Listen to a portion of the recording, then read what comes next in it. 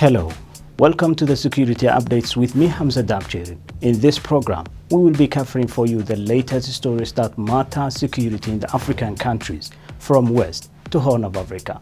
Ahead on the program, Somaliland says China's supply of military hardware to Somalia provocates Somaliland-US emerging partnership. Al-Shabaab confirmed Somaliland's fugitive sheikh joining them. Ugandan president mediates Sudan crisis. Plus, US imposes sanctions on Sudanese Central Reserve Police over protest crackdown.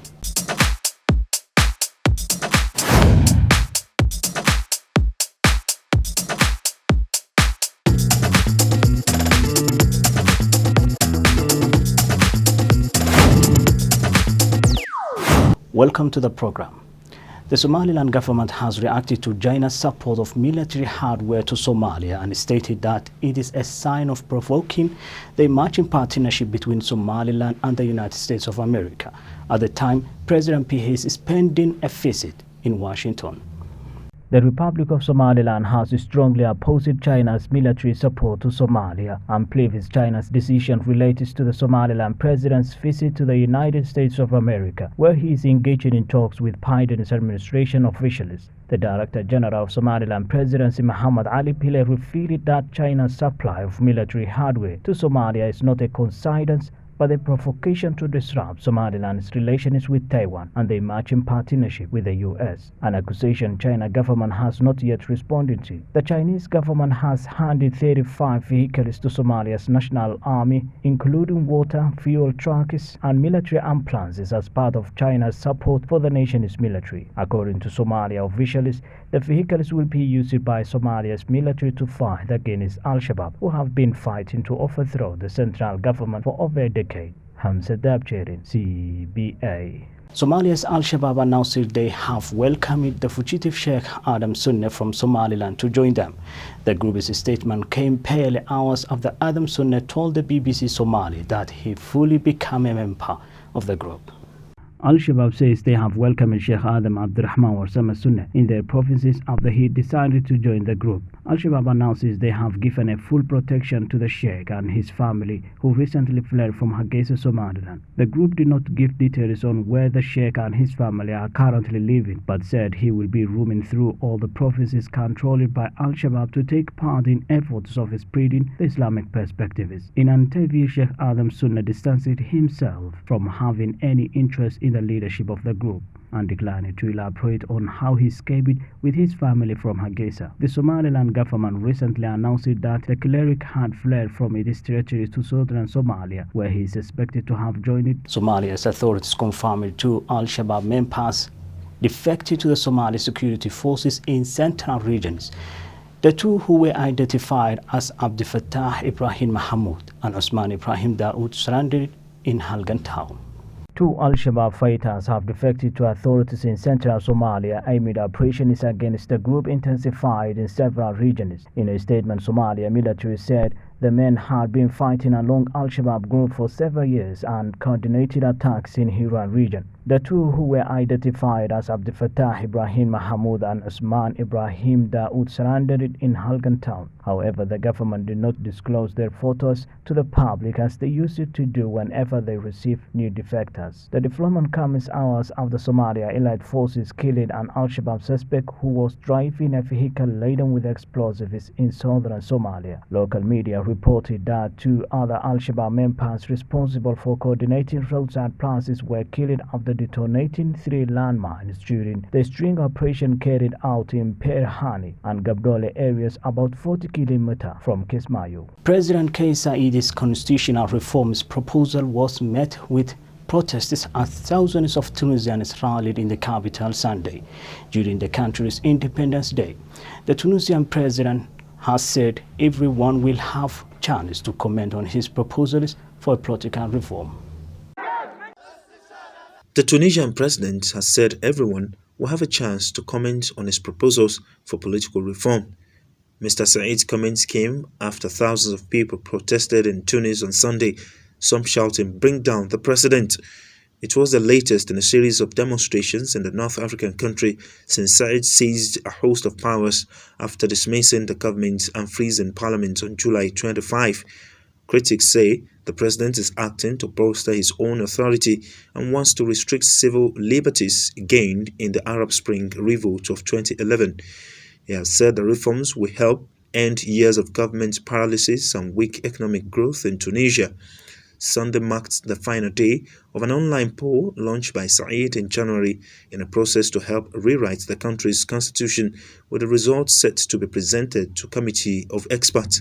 So far, only 508,000 people, about 7% of the 7 million eligible voters, have taken part, according to official statistics. Concerning the national consultation, I do not believe in it, I will not participate in it, and I am against it because it is a manipulative operation against the people's inspiration and their true wishes. This kind of process goes against the freedom, against the demands of the people, and against the achievements of the revolution. We cannot call this a democratic process. For me, the way Kais Saied went about it is a mistake. We elected him thinking that he was going to be a president for all Tunisians, but today the people are divided. There are those who are pro and those who are anti-Kais Saied. I hope that all those who believe in democracy can hear our voices.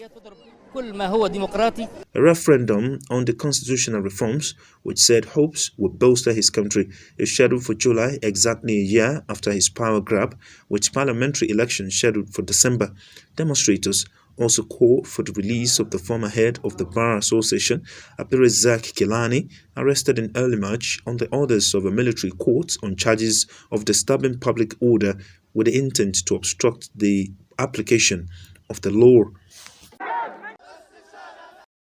France has commemorated 60 years in the signing of Evian Accords, which ended the Algerian War and paved the way for independence from France.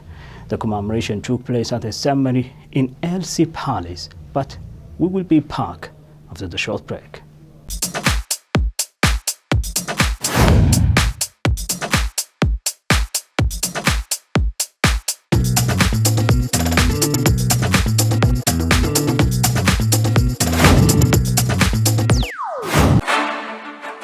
Making documentaries is one of the most creative craft and challenging endeavors you can be involved in.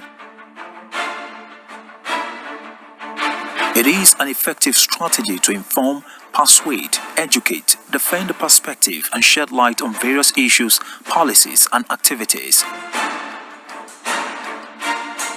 At CBA TV, documentary production is our forte. We capture every TikTok detail of events in highest resolution to tell the story you care about, from politics to human angle, research-based content, educative and informative. We also help you project your story in a dynamic perspective that attracts the world views of the target audience, as there is no better or more powerful way to place the organization's values and achievements than to make an excellent documentary film. No doubt, our strength lies in these ventures, and we pride in many award-winning documentaries which have been earning accolades across Africa and beyond. Let's tell your story.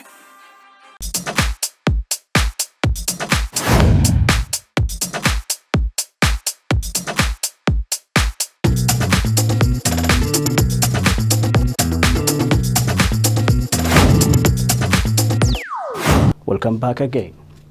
France has commemorated 60 years since the signing of Evian Accords, which ended the Algerian War and paved the way for independence from France. The commemoration took place at a ceremony in Elysee Palace. French President Emmanuel Macron was also present at the event. France has commemorated 60 years since the signing of the Evian Accords, which ended the Algerian War and paved the way for independence from France. The commemoration took place at a ceremony in Elysee Palace. French President Emmanuel Macron was also present at the event. In the 60 years since Algeria won independence from France, bilateral crises have often fueled by domestic politics. Yet, some experts say the two sides had surprisingly good relations for 4 decades, and it was only in the 1990s that things started to fall apart. After becoming the president of France, Macron has taken steps to build a republic memory of the turn of events which can be shared by everybody in France. However, he has rejected calls for France to apologize or repent for its time in Algeria. The Evian Accords comprise a peace treaty signed on 18 March 1962 by France and the provisional government of the Algerian Republic, the government in exile of Front de Libération Nationale. The accords ended the 1954-1962 Algerian War with a formal ceasefire proclaimed for 19th March and formalized the idea of a cooperative exchange between the two countries, as well as the full independence of Algeria from France. Kamel Sadiq, CBA TV. The United States has placed sanctions on Sudanese Central Reserve Police, accusing it of using excessive force against peaceful protesters demonstrating against last October's military coup. The United States of America has placed sanctions on Sudan's Central Reserve Police, accusing it of using excessive force against peaceful protesters demonstrating against last October's military coup. The U.S. Treasury Department said in a statement the Central Reserve Police, a division of the wider police force, has been at the forefront of the violent response of Sudanese security forces to peaceful protests in Khartoum. Singling out a day in January, it accused the group of firing live ammunition and, along with anti-riot police and regular police, chasing protesters trying to flee, arresting and beating some, and fatally shooting two and injuring others. The Sudanese police is yet to release an official statement regarding the sanctions. The military leaders have said peaceful protests are allowed and that protest casualties will be investigated. Sudan has been rocked by months by protests organized by neighborhood-based resistance committees. Not less than 88 people have died in the crackdown on protests, while thousands have been injured, many by gunfire. U.S. Secretary of State Antony Blinken, in a separate statement, called for an immediate end to violence against peaceful protesters.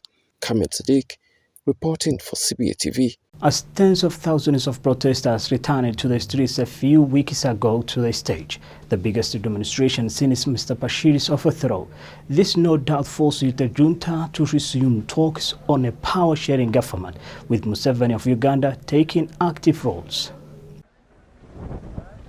Sudan has been in the midst of a political crisis since long-serving ruler Omar al-Bashir was overthrown in April.